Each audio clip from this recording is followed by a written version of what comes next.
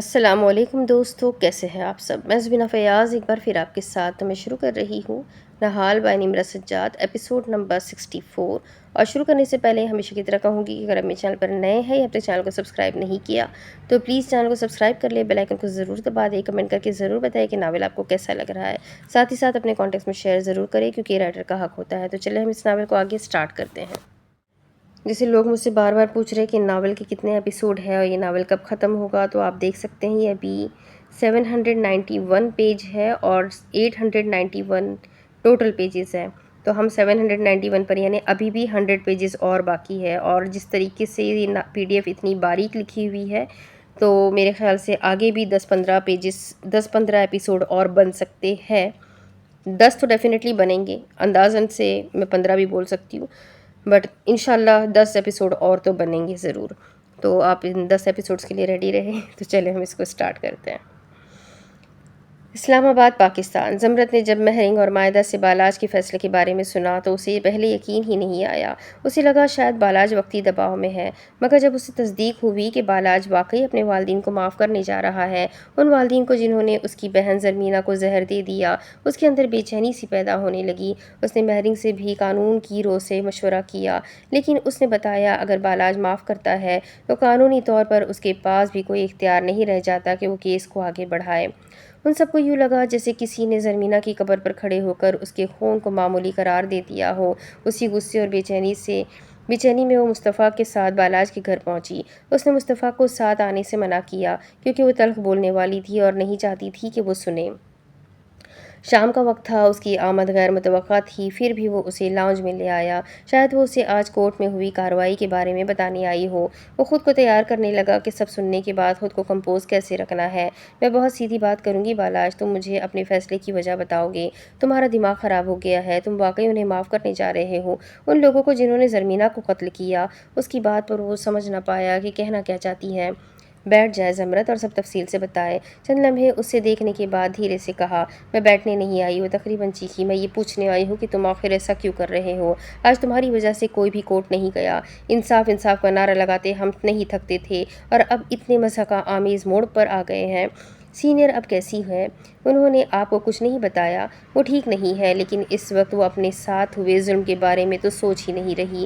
مہرو نے جو بتایا وہ کوئی وجہ نہیں ہے، تم صرف اپنے دکھ سے بھاگ رہے ہو۔ تم نے یہ معافی زرمینہ کے لیے نہیں اپنے لیے دی، تاکہ تمہیں ہر روز یہ فیصلہ نہ کرنا پڑے کہ تمہارے اپنے والدین سے نفرت کرنی ہے یا محبت۔ تم آسان راستہ لے رہے ہو۔ بالاج کی آنکھوں میں ناگواری جھلکی۔ آپ کو لگتا ہے یہ راستہ آسان ہے؟ آپ کو لگتا ہے ہر صبح اٹھ کر مجھے یہ یاد نہیں آتا کہ میرے والدین نے میری بہن کو مارا؟ آپ کو لگتا ہے میں ہر رات یہ سوچے بغیر سو جاتا ہوں کہ زرمینہ نے آخری وقت میں کیا محسوس کیا ہوگا؟ زمرت گہرا سانس لے کر بیٹھ گئی، شاید وہ اسے راضی کر سکے۔ پھر سزا دو انہیں، یہی انصاف ہے۔ اگر تم اپنی بہن کو انصاف دلانے سے پیچھے ہٹ رہے ہو تو تم وہی کر رہے ہو جو اس معاشرے میں ہمیشہ سے ہوتا آیا ہے۔ ہر بار عورت مرتی ہے، غیرت کے نام پر قتل ہوتی ہے، پھر کچھ دن شور ہوتا ہے، قاتلوں کو سزا دینے کے دعوے کیے جاتے ہیں اور پھر کوئی مرد سامنے آ کر کہتا ہے کہ خاندان ٹوٹ جائے گا، ماں باپ ہے، معاف کر دو، اور یوں عورت کا خون ایک بار پھر رشتوں کے نیچے دفن ہو جاتا ہے۔ زرمینہ کے ساتھ ویسا مت کرو جو اس ملک میں غیرت کے نام پر قتل ہونے والی ہر لڑکی کے ساتھ ہوتا ہے۔ وہ اس کی منت کر رہی تھی، اسے راضی کرنے کی کوشش کر رہی تھی۔ انصاف کیا ہے زمرت؟ جیل، پھانسی، اخبار میں 2 دن کی خبر، آفس سب ختم، خلاص۔ لوگ کہیں گے اوہ بیچاری مر گئی، بہت برا ہوا، پھر اپنی زندگیوں میں واپس چلے جائیں گے۔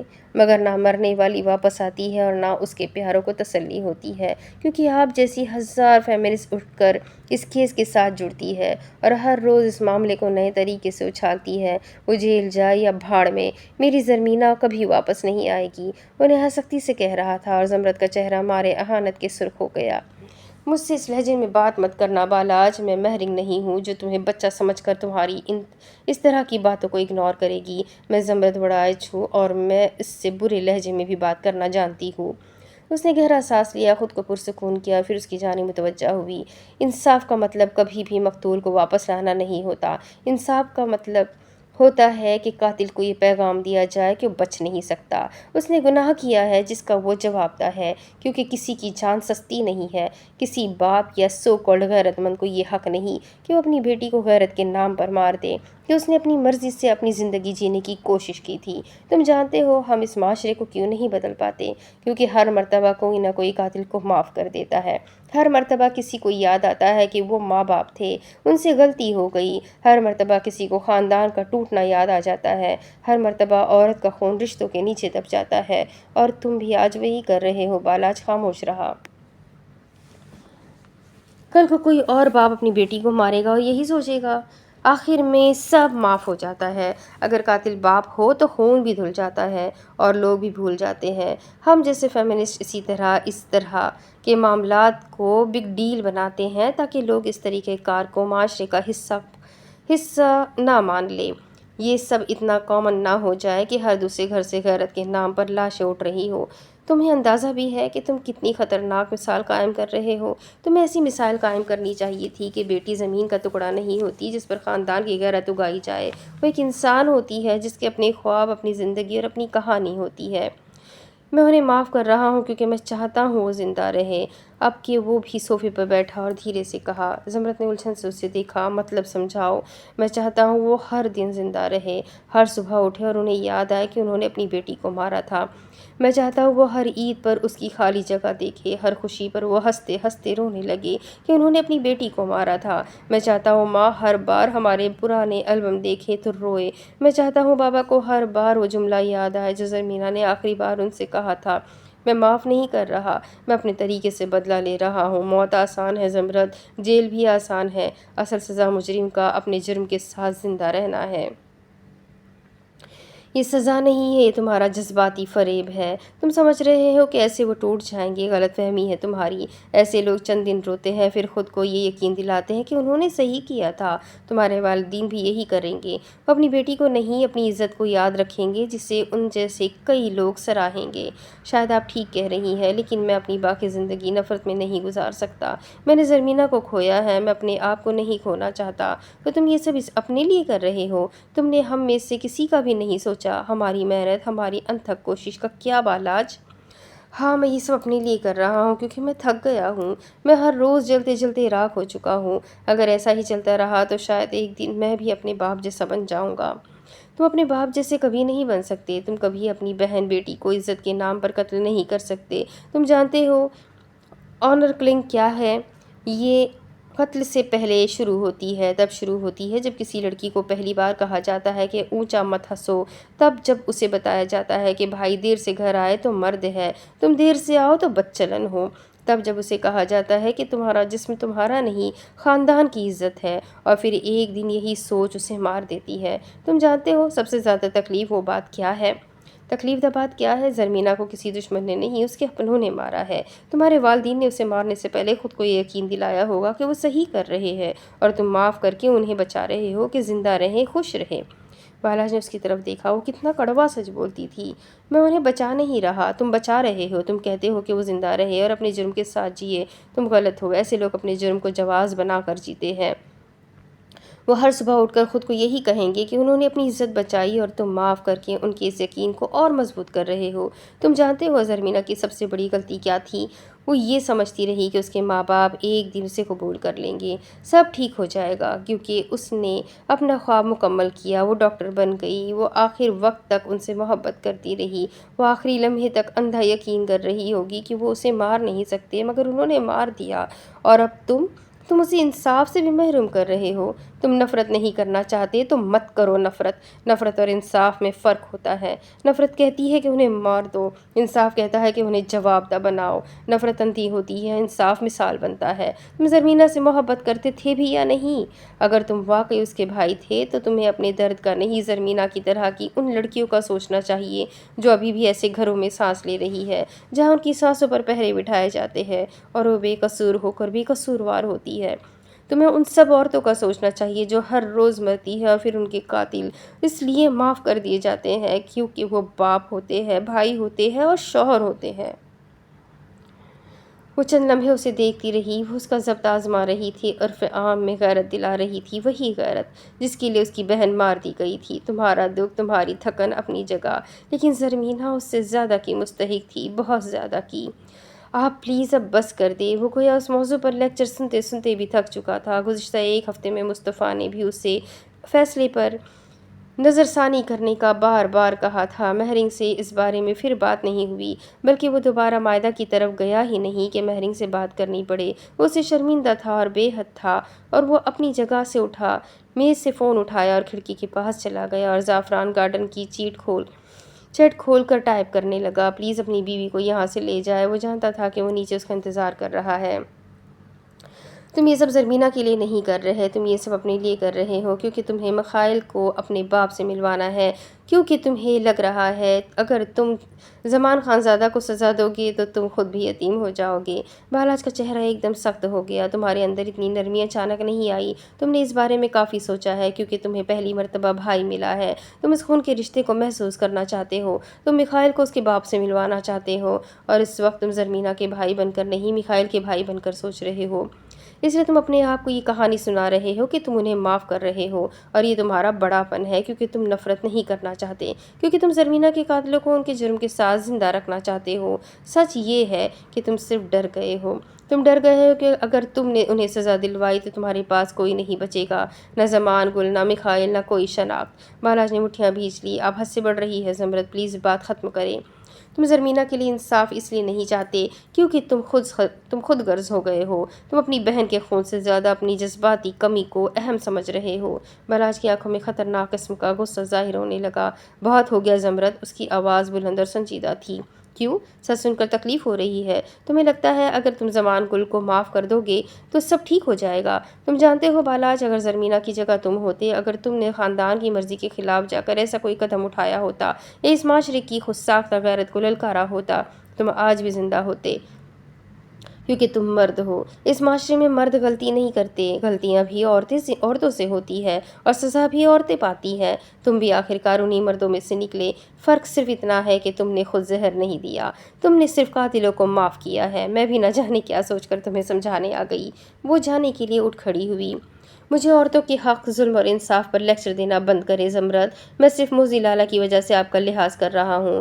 غصے نے اسے اندھا کرنا شروع کیا تو وہ ٹھیک ٹھاک تب گیا۔ زمرد نے اسے گھورا۔ اور اگر میں مصطفیٰ کی بیوی نہ ہوتی تو کیا کرتے؟ وہ غصے سے پوچھ رہی تھی۔ بھلا اس کے لحاظ کرنے کی تعریف سنیں۔ میں بھی آپ پر طعنوں کی بارش کر سکتا تھا۔ آپ نے مخائل کے بارے میں بہت برا بھلا کہا۔ سب باتیں اپنی جگہ ٹھیک ہے، لیکن کم از کم میرا بھائی آپ کی بہن کی طرح ناجائز تو نہیں ہے۔ زمرد پر ساتوں آسمان یکجا ہو کر گرے تھے۔ اس کا چہرہ لٹھے کی مانند سفید ہو گیا۔ کمرے کی ہوا تک رک گئی۔ بالاج کی آواز سرد تھی۔ وہ واقعی مصطفیٰ کا لحاظ کر رہا تھا۔ میرے گھر کے راز ظالم ہے، لیکن اتنے گندے نہیں کہ ایک بہن کو ساری زندگی یہ پتہ ہی نہ ہو کہ وہ کس کی اولاد ہے۔ زمرد کی آنکھوں میں صدمہ، ذلت اور بے یقینی ایک ساتھ ابھرے۔ اسے یقین نہیں آیا کہ وہ اس حد تک گر سکتا ہے۔ ہاں، میں امارہ کے بارے میں سب جانتا ہوں، اور اب سے نہیں، تب سے جب زرمینہ کا کیس شروع ہوا تھا۔ اب آپ کی ناجائز بہن کو ساری زندگی دوسروں کے گناہوں کا بوجھ اٹھانا پڑے گا۔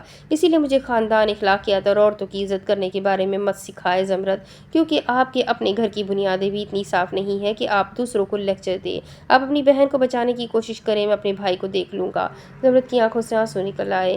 وہ کمزور نہیں، صرف زخمی لگ رہی تھی۔ اس نے ایسے تماچے کا تصور بھی نہیں کیا تھا۔ اس کی بہن ICU میں تھی اور وہ کہہ رہا تھا کہ وہ ناجائز ہے اور ساری زندگی دوسروں کے گناہوں کا بوجھ اٹھائے گی۔ اس کی آنکھوں میں نفرت کی ہلکی سی لکیر چمکی اور وہ اس کا گریبان تھام کر اسے تھپڑ دے مارنے کے قریب تھی جب آواز پر رکی۔ بالاج! مصطفیٰ کی آواز پر زمرد کے قدم ڈگمگائے۔ بالاج ساکت ہو گیا۔ اس لمحے جتنی بڑی بات اس نے کہی تھی، مصطفیٰ کے چہرے سے معلوم ہو گیا تھا کہ وہ سب سن چکا ہے۔ شرم سے پانی پانی ہونا کیا ہوتا ہے بالاج کو معلوم ہوا تھا، اور اچھے سے ہوا تھا۔ تم نے مجھے میری ہی نظروں میں گرا دیا۔ آپ بھی اب مجھے سنائیں یار۔ آپ نے نہیں سنا، انہوں نے اب تک مجھے کیا کیا نہیں سنایا۔ وہ اسے اپنی صفائی دے رہا تھا، جیسے چھوٹا بھائی غلطی ہونے پر بدگمانی کے ڈر سے وضاحت دینے میں جلدی کر رہا ہو۔ میں نے پہلے بھی کہا تھا زمرد میری بیوی ہے۔ اس کی آنکھوں میں جو سرد مہری تھی وہ بالاج نے آج تک نہیں دیکھی تھی۔ وہ آگے بڑھا، اسے کچھ کہنے لگا، لیکن وہ اسے نظر انداز کرتا زمرد کی جانب بڑھا اور نرمی سے اس کا ہاتھ تھام کر اسے لیے دروازے کی جانب بڑھ گیا۔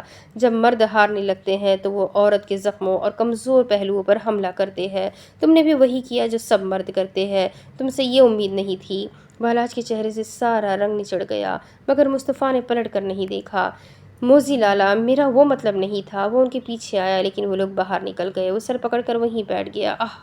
उसने सोफे और मेज़ पर रखी तमाम अशिया ज़मीन बोस कर दी। कोई उसे नहीं समझ रहा था, वो थक चुका था, वो वाकई थक चुका था। E7 इस्लामाबाद। दरवाजे की घंटी की मुसलसल आवाज़ ने कमरे की खामोशी को तोड़ा। मायदा ने चौंक कर पूरे कमरे में निगाह दौड़ाई। महरिंग वहाँ नहीं थी और मुसलसल आवाज़ पर उसे यकीन हो चुका था कि दरवाज़ा खोलने भी नहीं गई थी। वो अभी अभी नहा कर निकली थी। तेज़ी से कमरे से बाहर आई तो वो लाउंज में गुमसुम सोफे पर बैठी हुई थी। यूँ लगा हर शय सांस रोके हुए है। उसकी गोद में एक फ़ाइल थी मगर उसकी नज़रें उस पर नहीं थी। वो बस खाली नज़रों से सफ़हात को देख रही थी, जैसे अल्फाज का मतलब उससे छिन गया हो। दोबारा घंटी बजी तो महरिंग ज़रा सा चौंकी, फिर सर उठाकर उसे देखा। मैं देखती हूँ, मायदा ने नरमी से कहा और दरवाजे की तरफ बढ़ गई। दरवाज़ा खुला तो सामने वली मोहम्मद और हैदर खड़े थे। दोनों के चेहरों पर इज़्तिराब और बेचैनी नुमाया थी। अस्सलामु अलैकुम बेटा, उन्होंने आहिस्ता से कहा। हैदर ने बताया, महरिंग यहाँ है तो मैं मिलने चला आया। वालेकुम अस्सलाम। जी अंकल, अंदर आए, आपका अपना घर है। मायदा ने फ़ौरन रास्ता दिया। दरवाज़ा लेट खुलने पर माज़रत, मैं बाथरूम में थी और महरिंग सोई हुई थी तो पता नहीं चला। आपको भी खुशामदीद हैदर हैदर लाला, वली मोहम्मद से कहकर उसने हैदर से कहा जो बेहद संजीदा था। अंदर दाखिल होते ही वली मोहम्मद की नज़र महरिंग पर पड़ी। वही लाउंज में बैठी थी मगर वो उनकी बेटी नहीं लग रही थी। महरिंग। वली मोहम्मद के लबों से उसका नाम निकला तो महरिंग ने सर उठाकर उनकी जानिब देखा।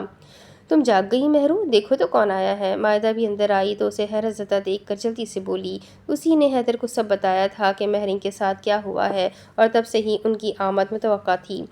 महरिंग उन्हें देखती रही और फिर उसकी आंखों में पुरानी चमक झलकी, अपने बाप को देखने की खुशी, लेकिन इस चमक में फ़ौरन ही नमी शामिल हो गई। वो आहिस्ता से उठी और चंद कदम चलकर उनके सामने आ खड़ी हुई। बाबा, उसकी आवाज़ बहुत हल्की थी। वली मोहम्मद ने उसे गौर से देखा, जैसे उसके चेहरे पर लिखी हर तकलीफ़ को पढ़ लेना चाहते हो। उन्होंने अपने बाजू वा किए तो वो उन बाजुओं में आ समाई। बाबा कुर्बान, वो उसके सीने से लगी और फिर अपने आंसुओं पर काबू न रख सकी। माहिदा ने इतने दिन उसे खामोश और गुमसुम देखा था लेकिन रोते हुए ना देखा था। वो पहले दिन ढेर सारा रोने के बाद नहीं रोई थी। इतने दिनों से वो शायद वली मोहम्मद का ही इंतज़ार कर रही थी। वही उसे यूँ अपनी आगोश में छुपाते थे, जैसे इस आगोश से बाहर कोई दुनिया ही ना हो और महरिंग को उसकी चाह भी ना हो। माहिदा अपने कमरे में चली आई। उसे लगा महरिंग को उसके घर वालों के साथ अकेले छोड़ना बेहतर रहेगा। मैंने ब्याहते हुए ये तो नहीं कहा था कि तुम्हारे शौहर के घर से तुम्हारा जनाजा ही उठना चाहिए, फिर क्यों नहीं बताया। वली मोहम्मद ने उसे अपने सीने से लगाए रखा और जब वो ज़रा सी अलग हुई तो उन्होंने उसका चेहरा दोनों हाथों में लेकर उसे देखा, फिर उसका माथा चूमा। आपको मज़ीद तकलीफ़ नहीं देना चाहती थी बाबा, मेरी बेटी ने मुझे कभी तकलीफ़ नहीं दी, फिर क्यों ऐसा सोचा। बाबा, मुझे लगा कुछ चीज़ें खुद मैनेज करने से ठीक होती है। अरमान शौहर है तो मैं उसे मैनेज कर लूँगी, वक्त के साथ हम एक दूसरे को समझ जाएंगे। लेकिन नहीं समझ सके। सब कहते हैं कि औरत को सब्र करना चाहिए, बर्दाश्त करना चाहिए, घर बचाने के लिए समझौता करना चाहिए। मैंने सब्र बर्दाश्त नहीं किया तो मेरे शौहर ने मुझे इस हालत में पहुंचा दिया। उसने हल्के से शाने उचकाए कि बस यही सब तो हुआ था। हैदर। वो उसकी जानिब बढ़ी तो हैदर ने भी उसे वली मोहम्मद की तरह खुद से लगाया। उसकी आंखों में खून उतरा हुआ था। ये सब किसने सिखाया तुम्हें? किसने कहा कि तुम्हारे साथ जुल्म हो और तुम चुप रहो? वो उसका चेहरा देख रहा था। वो उसकी बहन तो कहीं से भी नहीं थी। तुम तो वो महरिंग हो जिसने हमेशा दूसरों के लिए आवाज़ उठाई और आज जब तुम पर बात आई तो तुमने खुद को अकेला छोड़ दिया। तुम्हें लगा कोई तुम्हारी मदद नहीं करेगा, हैदर कह रहा था। वो अपना गुबार निकालने लगा, उसकी आवाज़ में गुस्सा झलक रहा था। महरिंग ने सर उठाकर उसे देखा, उसकी आंखों में मुस्कुराहट थी। हैदर इस मुस्कुराहट को समझ गया। वो एक फैसला कुन मुस्कुराहट थी, वो कुछ सोच चुकी थी। क्योंकि जब बात खुद पर आती है ना तो इंसान इतना मजबूत नहीं रहता जितना वो दूसरों के लिए होता है। फिर बचपन से यही तो सिखाया जाता है कि औरत की इज्जत उसके ससुराल में है, उसकी कामयाबी रिश्ते को निभाने में है, चाहे वो रिश्ता उसे तोड़ ही क्यों ना दे। मैं तो बस एक अच्छी मशरकी बहू बनने की कोशिश कर रही थी ताकि मामा को अपनी बहन के सामने शर्मिंदगी ना हो। उसने बात को मामूली से मामूली तर बनाने की कोशिश की। तो क्या हमने तुम्हें यही सिखाया था कि अगर तुम पर जुल्म हो तो तुम उसे बर्दाश्त कर लो?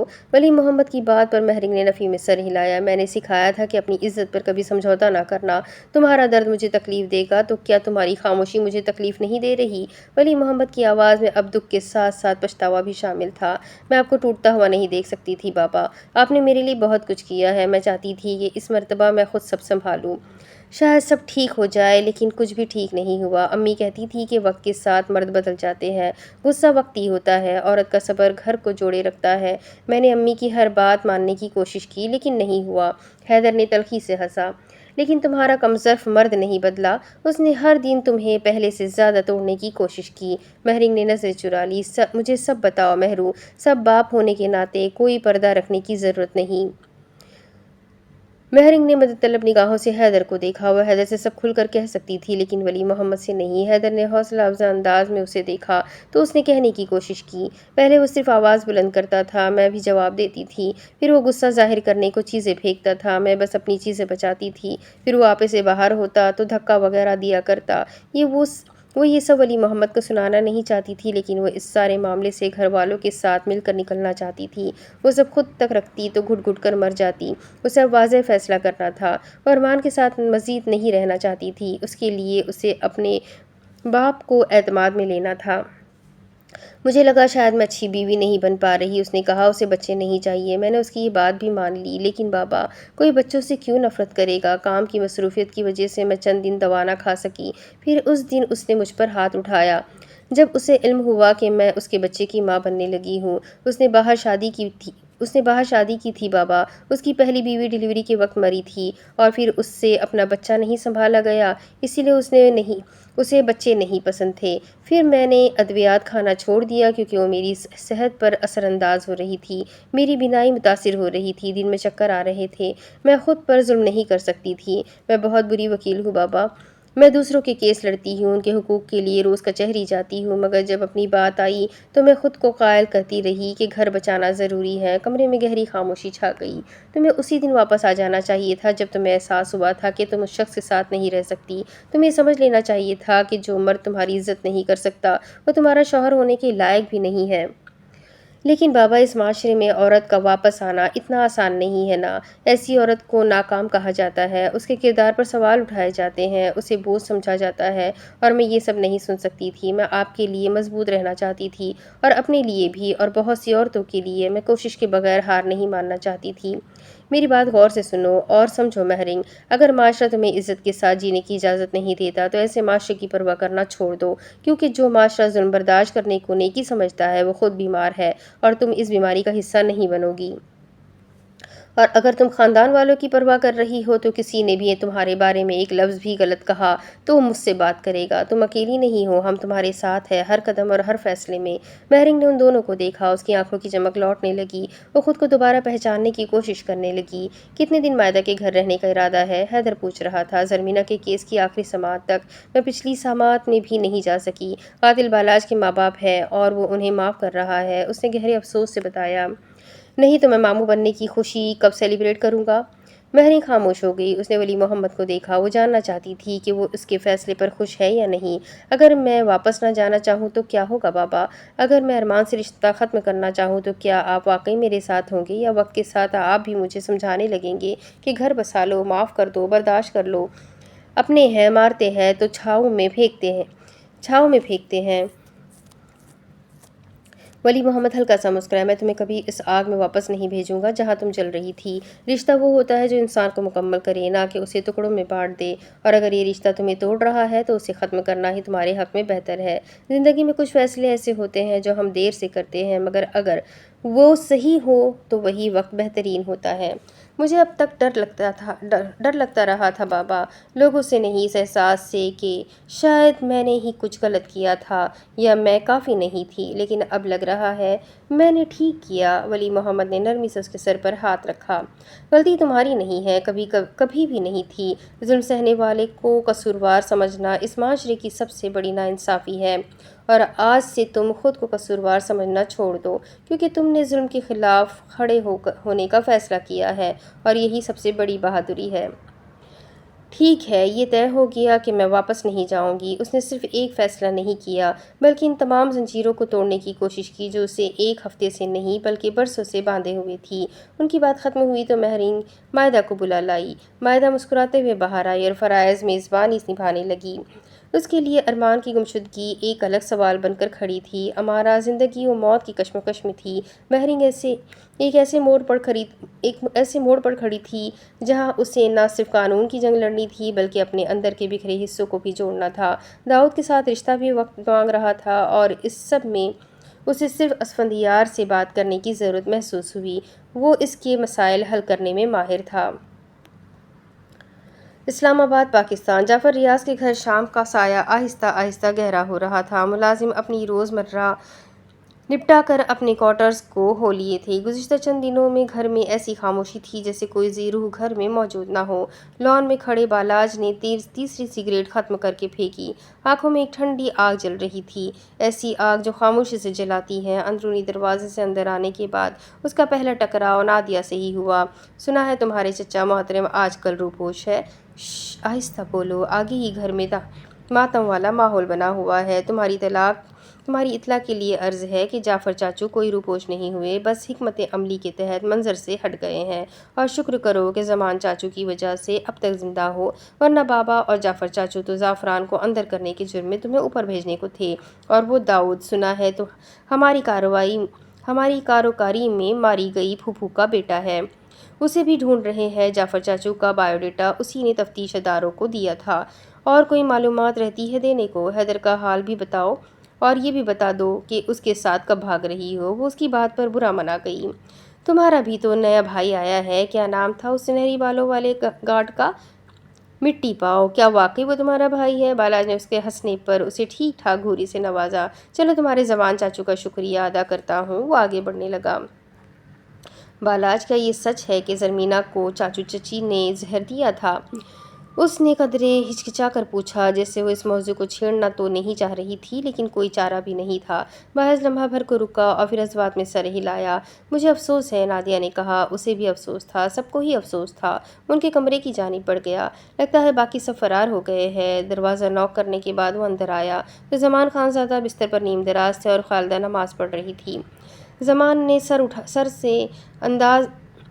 سے انداز میں اسے دیکھا۔ کہتے ہیں جب سچ سامنے آتا ہے تو ایسے دبا کر بھاگنے والوں کو بزدل کہتے ہیں۔ اس کے لبوں پر تلخ مسکراہٹ تھی۔ اچھا ہے، ویسے کم از کم اپنی فطرت پر تو قائم ہے۔ پہلے بہن کو مار کر اسلام آباد بھاگ آئے اور اب بھتیجی کو مروا کر واپس سندھ چلے گئے۔ پھر اس نے ایک کرسی کھینچی اور بیڈ کے قریب رکھ کر اس پر بیٹھ گیا۔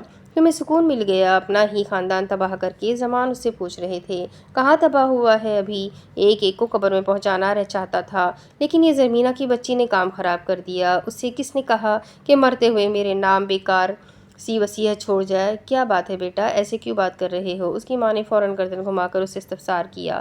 اس نے چند لمحے انہیں دیکھا، جیسے وہ الفاظ چننے کی کوشش کر رہا ہو جو سب سے زیادہ زخم تھے۔ ایک اچھی خبر لایا ہوں، میں نے زرمینا کا قتل آپ دونوں کو معاف کر دیا ہے۔ زمان صاحب نے بھویں سکیڑ لی۔ تمہیں لگتا ہے کہ ہم نے اسے قتل کیا ہے؟ زعفران والی ویڈیو کے بعد بھی زمان خان زادہ کا انداز دفاعی تھا۔ بالاج سر جھکا کر ہنسا۔ یہی تو مسئلہ ہے زمان صاحب، آپ کا وہ زعفران سب اگل چکا ہے، لیکن آپ تو ایسے انکار کر رہے ہیں جیسے آخرت میں یہی بات زرمینا کے سامنے کہہ سکیں گے۔ آپ نے اپنی بیٹی کو زہر دیا ہے، جس کے لیے میں نے آپ کو معاف کر دیا۔ خالدہ خاتون، آپ کو بھی میری دعا ہے آپ لوگوں کو آج کے بعد پل پل زرمینا کی یاد ستاتی رہے۔ خالدہ کے چہرے کا رنگ اڑ گیا۔ بالاج نے تلخ نگاہوں سے ان دونوں کو دیکھا۔ ہم نے جو کیا عزت بچانے کے لیے کیا۔ اگر زرمینا اسلام آباد کے بجائے سندھ میں آتی اور ایسا کچھ دوبارہ کرتی تو اسے جرگے کے فیصلے مروایا جاتا۔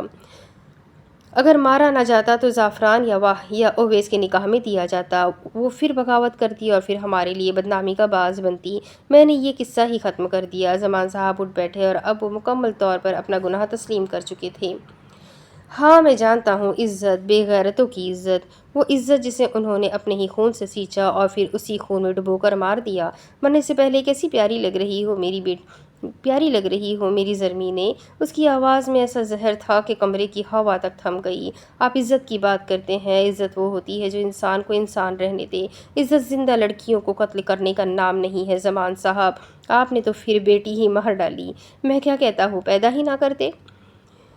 حد میں رہ کر بات کرو، میں باپ ہوں تمہارا۔ بالاج انہیں دیکھ کر رہ گیا۔ آپ نے تو مجھے آگ کیا ہوا ہے، کیا آپ بھول گئے؟ یہ گواہ موجود ہے میرے پاس۔ اور کن حدوں کی بات کر رہے ہیں؟ ان حدوں کی جس کے نام پر آپ نے اپنی بیٹی کو مار دیا، صرف اس لیے اسی لیے کیونکہ وہ آپ کی سوچ کے خلاف جا رہی تھی۔ بچپن میں بہت اصول سکھاتے تھے آپ، اب معلوم ہوا وہ اصول کچھ نہیں تھے۔ آپ لوگوں کے اصل اصول ظلم کرنا ہے اور ظلم کو عزت کا نام دینے والے قاتل ہوتے ہیں۔ وہ ایسے بات کر رہا تھا جیسے کسی زہر کا ذائقہ چکھ چکا ہو اور اب انہیں بھی چکھانا چاہتا ہو۔ ہائے کتنی سستی ہوتی ہے ہماری عزت، مجھ سے ادھار لے لیتے پر زرمینے کو نہ مارتے۔ وہ اٹھ کھڑا ہوا۔ بس کر دو بالاج، ہم مجبور تھے۔ گھر والے زرمینہ کے کردار پر انگلیاں اٹھا رہے تھے، پھر باہر والے اٹھانے لگتے۔ ہم کہاں جاتے؟ آپ نے ان انگلیوں کو روکنے کے لیے کیا کیا؟ اسے قتل کر دیا۔ آنر کلنگ کا نام سنا ہے؟ اپنی بیٹی کو زہر دیکھ کر وہ گھناؤنا جرم کیا ہے۔ کیوں یار کیوں؟ اتنے بزدل تو نہ تھے آپ لوگ۔ تم نہیں سمجھو گے یہ کیسا معاشرہ ہے بالاج، ہم نے کون سا اس معاشرے میں رہنا تھا۔ وہ ملنے آئی تھی نا، خاموشی سے واپس چلی جاتی۔ اور اس ملک کا یہی مسئلہ ہے کہ ہم معاشرے کے نام پر اپنی انسانیت مار دیتے ہیں۔ آپ نے بھی اپنے ضمیر کو مار دیا، لیکن آپ لوگ اس عدالت میں کھڑے ہیں جہاں کوئی وکیل نہیں، کوئی جج نہیں، صرف آپ کا اپنا ضمیر ہے۔ اور میری دعا ہے آپ کو ضمیر کی عدالت میں اتنی کڑی سزا ملے کہ آپ موت مانگے پر زندگی ختم نہ ہو۔ آپ اپنے دوسرے بیٹے سے نہیں ملے؟ جیل سے باہر آئے تو اسے بھی تھوڑی ممتا سے نواز دیجیے گا۔ وہ کہہ کر کمرے سے باہر چلا گیا۔ دروازہ بند ہونے کی بھاری آواز دیواروں سے ٹکرا کر واپس آئی۔ بالاج کے قدم رک گئے۔ اس نے باہر کی دیوار پر ہاتھ رکھ کر سہارا لینے کی کوشش کی۔ بالاج، اس کے اندر کے احساس نے اسے پلٹنے پر مجبور کیا، مگر اس نے آنکھیں سختی سے بند کی اور ایک گہرا سانس لے کر آگے بڑھنے لگا کہ اس کی ماں کی گھٹی ہوئی چیخ سنائی دی اور وہ ایک پکار اس کے قدموں کی زنجیر بن گئی۔ وہ وہیں ٹھٹک کر رک گیا۔ اس کے جبڑے بھیج گئے، ہاتھ مٹھیوں میں بدل گئے اور پھر ایک بے اختیار سی جھنجھلاہٹ کے ساتھ اس نے مڑ کر دوبارہ دروازہ کھول کر انہیں کچھ سخت کہنا چاہا۔ اندر کا منظر پہلے سے زیادہ بکھرا ہوا تھا۔ زمان خانزادہ بیڈ سے نیچے گرے ہوئے تھے۔ خالدہ ان پر جھکی انہیں ہوش میں لانے کی کوشش کر رہی تھی۔ وہ ایک لمحے کے لیے دروازے پر ہی کھڑا رہا۔ مجھ پر ایسے پیترے مت آزمائے خالدہ صاحبہ، زرمینہ کو بھی ایسے ہی ایموشنل کیا تھا آپ لوگوں نے۔ وہ آہستہ آہستہ چلتا ہوا قریب آیا۔ اس نے اپنے باپ کو اس حالت میں شاید پہلی بار دیکھا تھا۔ ٹوٹا ہوا کمزور جسم، ایک لمحے کو اس کے ذہن میں وہ سب تصویریں ایک ساتھ ابھری۔ بچپن میں ان کا اسے کندھوں پر بٹھانا، اسکول کے پہلے دن اس کا ہاتھ پکڑنا، پھر وہ سرخ آنکھیں لیے آگے بڑھا اور اپنے باپ کو اپنے کندھوں پر اٹھا لیا۔ وہ دل کے مریض نہیں تھے، لیکن اس وقت انہیں ہارٹ اٹیک ہی ہوا تھا۔ یہ سب تمہاری وجہ سے ہوا ہے، خالدہ اس کے پیچھے آتے ہوئے کہہ رہی تھی۔ تم نے ہمیں مار دیا بالاج۔ انہیں کار کی پچھلی سیٹ پر ڈال کر وہ ایک مرتبہ ان کی جانب کو پلٹا۔ وہ نظر عجیب تھی، اس میں غصہ تھا، نہ پچھتاوا، بس ایک تھکن اور ایک ادھورا سوال، کاش کہ آپ لوگ بے اولاد رہتے۔ وہ سنجیدگی سے کہتا ڈرائیونگ سیٹ کی جانب چلا گیا۔ آپ دونوں ان کا خیال رکھیے گا۔ خودکشی کی کوشش کر سکتی ہے اور اویس جہاں کہیں بھی ہے اسے میرے پاس بھیجیں۔ وہ چندہ گل اور نادیہ کو دیکھتے ہوئے کہہ رہا تھا۔ وہ دونوں ہکا بکا تھی۔ اب اس کے آگے کی کہانی میں آپ کو اگلی ویڈیو میں سناتی ہوں کہ آگے کیا ہوگا۔ یہ جاننے کے لیے میرے ساتھ بنے رہے۔ ویڈیو کو لائک کریں، چینل کو سبسکرائب کریں، بیل آئیکن کو ضرور دبائیں۔ تو ملتے ہیں اگلی ویڈیو میں، تب تک کے لیے اپنا خوب سارا خیال رکھیں، مجھے بھی دعا میں یاد رکھیں۔ اللہ حافظ۔